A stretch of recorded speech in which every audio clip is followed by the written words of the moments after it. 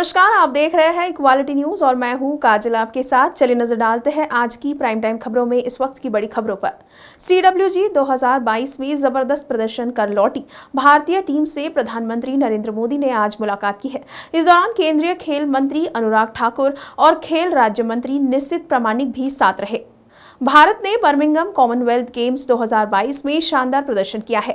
प्रधानमंत्री नरेंद्र मोदी 13 अगस्त को सुबह 11 बजे पदक वीरों से मुखातिब हुए। ये पहली बार है जब बर्मिंघम में शानदार प्रदर्शन के बाद स्वदेश लौटे राष्ट्रमंडल खेलों के विजेताओं से प्रधानमंत्री नरेंद्र मोदी ने बातचीत की है। इस दौरान उन्होंने कहा कि खिलाड़ियों पर देश को गर्व है। इस बार 4 नए स्पोर्ट्स में देश ने जीत हासिल की है। लॉन बॉल से लेकर एथलेटिक्स तक भारतीय खिलाड़ियों ने जबरदस्त प्रदर्शन किया। युवाओं में नए खेल को लेकर आकर्षण बढ़ रहा है। शनिवार यानी आज से हर घर तिरंगा अभियान की शुरुआत हो चुकी है। आजादी की 75वीं वर्षगांठ को खास बनाने के लिए सरकार ने एक खास तैयारी की है। इसके अलावा हर घर तिरंगा अभियान को लेकर आम जनता में खासा उत्साह है, जिसकी एक झलक नोएडा की सड़कों पर आज देखने को मिली, जहां नोएडा पुलिस ने आजादी का अमृत महोत्सव मनाया। इस तिरंगा यात्रा में सभी धर्म के नेता तिरंगे के साथ शामिल हुए।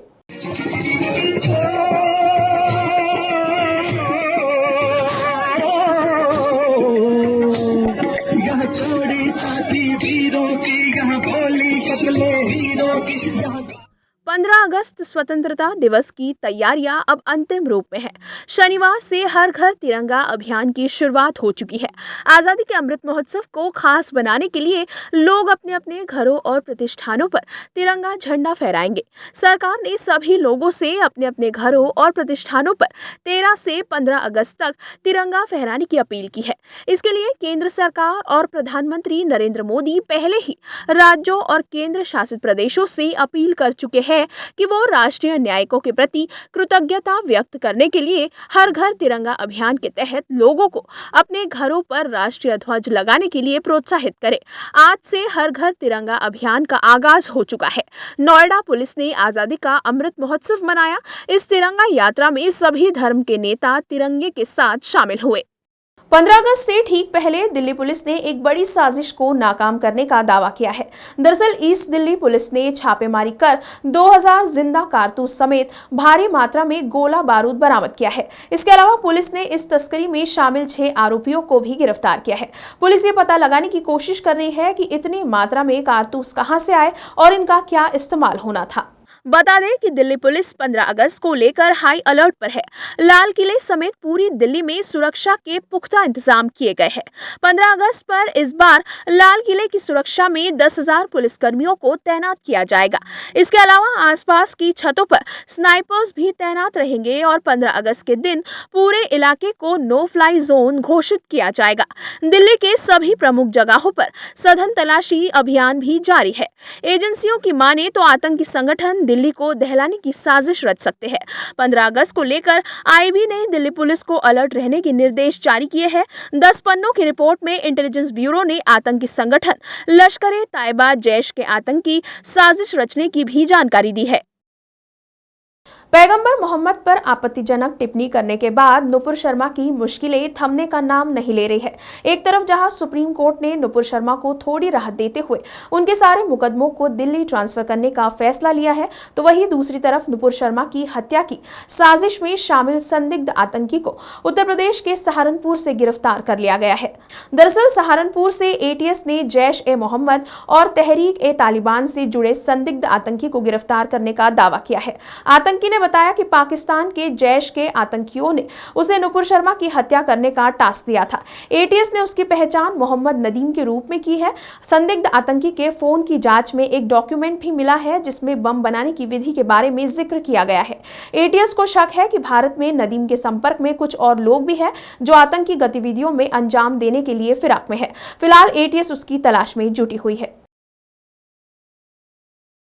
केंद्रीय विश्वविद्यालय प्रवेश परीक्षा CUET UG के चौथे चरण में शामिल होने वाले 11,000 उम्मीदवारों की परीक्षा केंद्र के उनके पसंद के शहर समायोजित करने को लेकर 30 अगस्त के लिए स्थगित कर दी गई है। अधिकारियों ने शनिवार को ये जानकारी दी है। इस चरण में 3.72 लाख से अधिक कैंडिडेट्स शामिल होंगे और इसकी परीक्षा 17 से 20 अगस्त के बीच होनी थी, लेकिन इसे अब 30 अगस्त तक के लिए टाल दिया गया है।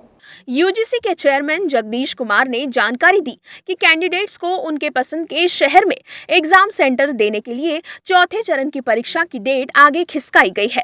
CUIT के चौथे चरण में इनमें से 11,000 से अधिक कैंडिडेट्स शामिल होंगे, जिनमें से 11,000 से अधिक कैंडिडेट्स को उनके पसंद के शहर में एग्जाम सेंटर देने के लिए एग्जाम को आगे खिसकाया गया है। जगदीश कुमार ने जानकारी दी कि एग्जाम सेंटर्स के कैपेसिटी को बढ़ाया गया है और इसके अलावा एग्जाम सेंटर्स भी बढ़ाए गए हैं ताकि इनकी गुणवत्ता बेहतर की जा सके। महाराष्ट्र की सत्ता पिछले काफी दिनों से सुर्खियों में है।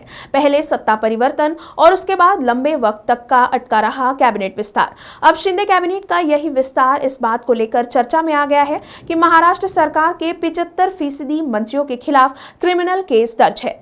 मिली जानकारी के अनुसार रिपोर्ट में ADR ने 2019 विधानसभा चुनाव में इन नेताओं की तरफ से दिए गए शपथ पत्रों का जिक्र किया है।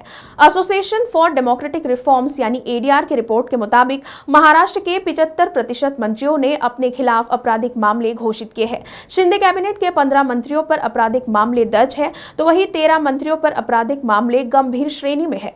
खुद मुख्यमंत्री एकनाथ शिंदे पर 18 केस दर्ज है, जिनमें से एक मामला गंभीर है। वहीं डिप्टी CM देवेंद्र फडणवीस पर 4 गंभीर मामले दर्ज है। मध्य प्रदेश के धार जिले में कारम नदी पर बने डैम के टूटने का खतरा लगातार तेजी से बढ़ रहा है।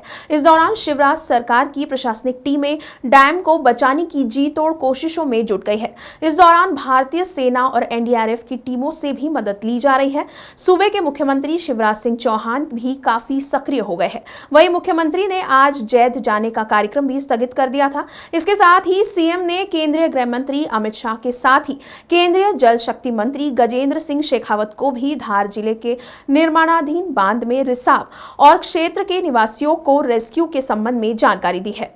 दरअसल मध्य प्रदेश के मुख्यमंत्री शिवराज सिंह चौहान ने प्रधानमंत्री नरेंद्र मोदी से इस मामले में फोन पर बातचीत की है।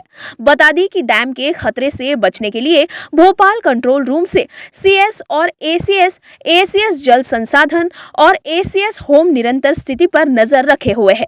इस दौरान मुख्यमंत्री शिवराज सिंह चौहान ने बताया कि बांध से सीपेज के कारण जो परिस्थितियां पैदा हुई है उस पर कल से ही मैंने नजर रखी हुई है। जहां प्रदेश सरकार के दोनों मंत्री जल संसाधन मंत्री तुलसी सिलावट जी और स्थानीय मंत्री राज्यवर्धन दत्तीगांव जी कल से ही बांध स्थल पर मौजूद है। निर्माणाधीन कारम बांध से सीपेज के कारण जो परिस्थितियां पैदा हुई है उस पर कल से ही मैं नजर रखे हुए हूं। हमारे दोनों मंत्री जल संसाधन मंत्री तुलसी सिलावट जी और स्थानीय मंत्री राज्यवर्धन दत्तीगांव जी कल से ही बांध स्थल पर मौजूद हैं। हमारे ENC, अन्य इंजीनियर्स, विशेषज्ञों की टीम, कमिश्नर, कलेक्टर, प्रशासनिक सारे अधिकारी बांध स्थल पर और प्रभावित होने वाले क्षेत्र में कल से ही उपस्थित है। कल भी और आज भी मेरी आदरणीय प्रधानमंत्री जी से भी स्थिति के बारे में पूरी चर्चा हुई है। प्राइम टाइम खबरों में अभी के लिए इतना ही। फिर होगी आपसे मुलाकात, तब तक के लिए आप देखते रहिए इक्वालिटी न्यूज। खबरों को और भी विस्तार से देखने के लिए आज ही हमारे फेसबुक पेज को लाइक और फॉलो करना ना भूलें। साथ ही हमारे यूट्यूब चैनल को सब्सक्राइब करें। अब आप अपना लोकप्रिय चैनल इक्वालिटी न्यूज नागपुर के Digiana cable network channel number 94 और ACN GTPL cable network channel number 99 पर भी देख सकते हैं।